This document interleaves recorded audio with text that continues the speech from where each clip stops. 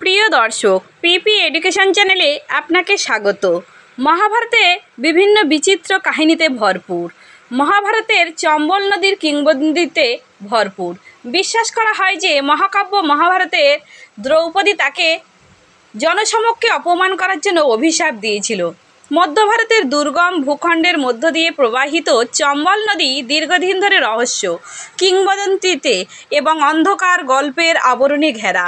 জীবনরেখা হিসেবে পরিচিত অনেক নদীর বিপরীতে চম্বলের একটি ভিন্ন গল্প রয়েছে। মহাকাব্য মহাভারতের নায়িকা দ্রৌপদী তাকে অভিশাপ দিয়েছিল। স্থানীয় লোককাহিনী অনুসারে এই রাজকীয় নদীটি তার অশান্ত প্রকৃতির জন্য পাণ্ডবদের স্ত্রী দ্রৌপদীকে জড়িত একটি দুর্ভাগ্যজনক মুহূর্তের সাক্ষী হয়ে রয়েছে। কিন্তু এই গল্পের পিছনে কী লুকিয়ে আছে তা জানতে গেলে সম্পূর্ণ ভিডিওটি দেখতে হবে। ভিডিওটি শুরু করার পূর্বে আমার একটাই অনুরোধ, আমার এই ক্ষুদ্র প্রয়াসকে মূল্য দিতে চ্যানেলটিকে সাবস্ক্রাইব করবেন, লাইক দেবেন। চম্বল নদীর অভিশাপের কাহিনীটি খুবই প্রাচীন। মহাভারত মহাকাব্যে এর শিকড়। কিংবদন্তি অনুসারে কুখ্যাত পাশা খেলার পরে যেখানে পাণ্ডবদের স্ত্রী দ্রৌপদীকে পাণ্ডবরা কৌরবদের কাছে হেরে যায় এবং হারায় সমস্ত কিছু, হস্তিনাপুরের রাজসভায় এক মর্মান্তিক দৃশ্যের আগমন ঘটে।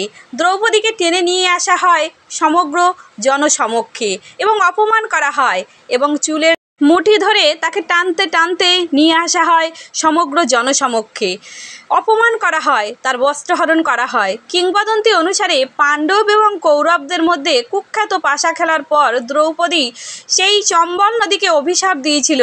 রাগের বশে যিনি ঘোষণা করেছিলেন যে এই চম্বল নদী চিরকাল তার এই অপমানের সাক্ষী হয়ে থাকবে, আর যে কেউ এই নদীর জল পান করবে তার মধ্যে প্রতিশোধের অতৃপ্ত তৃষ্ণা গ্রাস করবে।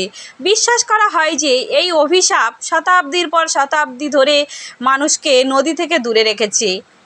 ভারতবর্ষের মানুষ আজও এই নদীকে এড়িয়ে চলে, কারণ অতৃপ্ত প্রতিশোধের তৃষ্ণা নাহলে তাকে গ্রাস করবে। বিশ্বাস করা হয় যে এই অভিশাপের পরেই মানুষ এই নদীকে এড়িয়ে চলে, যা এই নদীকে অস্পৃশ্য দূষিত হওয়া থেকে রক্ষা করেছে দীর্ঘদিন ধরে। দ্রৌপদীর এই অভিশাপের কথা মধ্য ভারতে সর্বত্র পরিচিত এবং সময়ের সাথে সাথে চম্বল নদীকে ভবিষ্যৎবাণীর স্থান হিসেবেও দেখা হয়। ভারতের অন্যান্য নদীর মতো এই নদীকে পূজা করা হয় না বা এই নদীর তীরে কোনো মন্দির গড়ে ওঠেনি।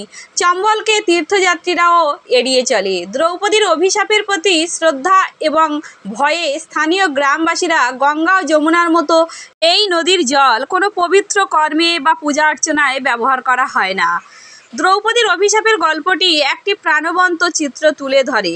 চম্বল নদী কেবল একটি পৌরাণিক প্রতীক নয়, বরং তার চেয়েও অনেক বেশি কিছু। এর গভীর গিরিখাত এবং আঁকাবাঁকা পথ ঘড়িয়াল, ডলফিন এবং বিরল প্রজাতির কচ্ছপের বাসস্থান হিসেবে এই নদীকে চিহ্নিত করা হয়।